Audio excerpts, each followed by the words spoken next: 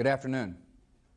On my orders, the United States military has begun strikes against al-Qaeda terrorist training camps and military installations of the Taliban regime in Afghanistan. These carefully targeted actions are designed to disrupt the use of Afghanistan as a terrorist base of operations and to attack the military capability of the Taliban regime. We are joined in this operation by our staunch friend, Great Britain. Other close friends, including Canada, Australia, Germany, and France, have pledged forces as the operation unfolds. More than 40 countries in the Middle East, Africa, Europe, and across Asia have granted air transit or landing rights. Many more have shared intelligence. We are supported by the collective will of the world. More than 2 weeks ago, I gave Taliban leaders a series of clear and specific demands. Close terrorist training camps, hand over leaders of the al-Qaeda network, and return all foreign nationals, including American citizens unjustly detained in your country. None of these demands were met, and now the Taliban will pay a price. By destroying camps and disrupting communications, we will make it more difficult for the terror network to train new recruits and coordinate their evil plans. Initially, the terrorists may burrow deeper into caves and other entrenched hiding places. Our military action is also designed to clear the way for sustained, comprehensive, and relentless operations to drive them out and bring them to justice. At the same time, the oppressed people of Afghanistan will know the generosity of America and our allies. As we strike military targets, we will also drop food, medicine, and supplies to the starving and suffering men and women and children of Afghanistan. The United States of America is a friend to the Afghan people, and we are the friends of almost 1 billion worldwide who practice the Islamic faith. The United States of America is an enemy of those who aid terrorists and of the barbaric criminals who profane a great religion by committing murder in its name. This military action is a part of our campaign against terrorism, another front in a war that has already been joined through diplomacy, intelligence, the freezing of financial assets, and the arrests of known terrorists by law enforcement agents in 38 countries. Given the nature and reach of our enemies, we will win this conflict by the patient accumulation of successes, by meeting a series of challenges with determination and will and purpose. Today we focus on Afghanistan, but the battle is broader. Every nation has a choice to make. In this conflict, there is no neutral ground. If any government sponsors the outlaws and killers of innocents, they have become outlaws and murderers themselves, and they will take that lonely path at their own peril. I'm speaking to you today from the treaty room of the White House, a place where American presidents have worked for peace. We're a peaceful nation. Yet as we have learned so suddenly and so tragically, there can be no peace in a world of sudden terror. In the face of today's new threat, the only way to pursue peace is to pursue those who threaten it. We did not ask for this mission, but we will fulfill it. The name of today's military operation is Enduring Freedom. We defend not only our precious freedoms, but also the freedom of people everywhere to live and raise their children free from fear. I know many Americans feel fear today, and our government is taking strong precautions. All law enforcement and intelligence agencies are working aggressively around America, around the world, and around the clock. At my request, many governors have activated the National Guard to strengthen airport security. We have called up reserves to reinforce our military capability and strengthen the protection of our homeland.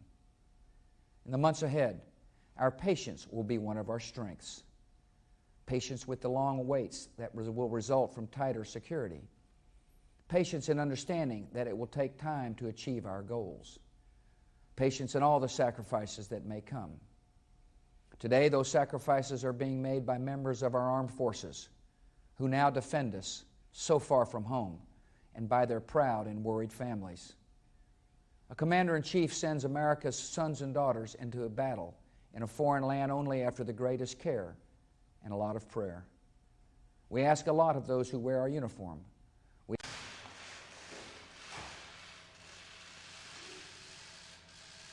Good afternoon.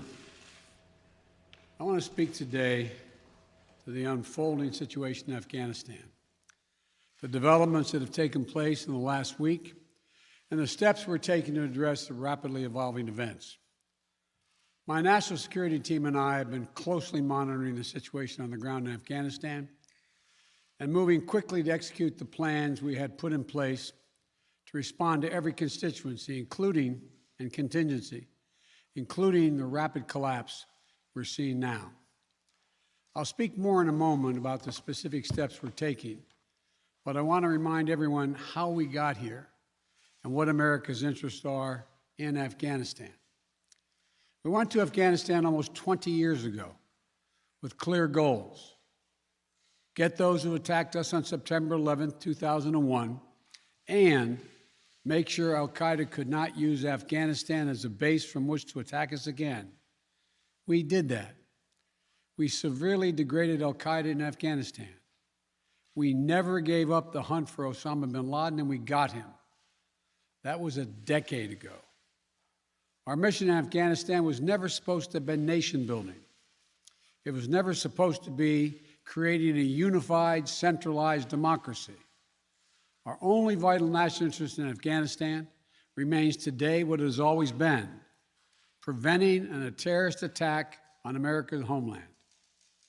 I've argued for many years that our mission should be narrowly focused on counterterrorism, not counterinsurgency or nation building. That's why I opposed the surge when it was proposed in 2009 when I was vice president. And that's why, as president, I'm adamant that we focus on the threats we face today in 2021, not yesterday's threats. Today, the terrorist threat has metastasized well beyond Afghanistan. Al-Shabaab in Somalia, al-Qaeda in the Arabian Peninsula, al-Nusra in Syria, ISIS attempting to create a caliphate in Syria and Iraq, and establishing affiliates in multiple countries in Africa and Asia. These threats warrant our attention and our resources. We conduct effective counterterrorism missions against terrorist groups in multiple countries where we don't have permanent military presence. If necessary, we'll do the same in Afghanistan. We've developed counterterrorism over-the-horizon capability that will allow us to keep our eyes firmly fixed on the direct threats to the United States in the region and act quickly and decisively if needed. When I came into office, I inherited a deal that President Trump negotiated with the Taliban. Under his agreement, U.S. forces would be out of Afghanistan by May 1, 2021, just a little over 3 months after I took office. U.S. forces had already drawn down during the Trump administration from roughly 15,500 American forces to 2,500 troops in country.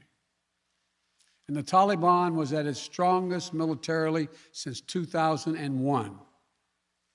The choice I had to make as your president was either to follow through on that agreement or be prepared to go back to fighting the Taliban in the middle of the spring fighting season.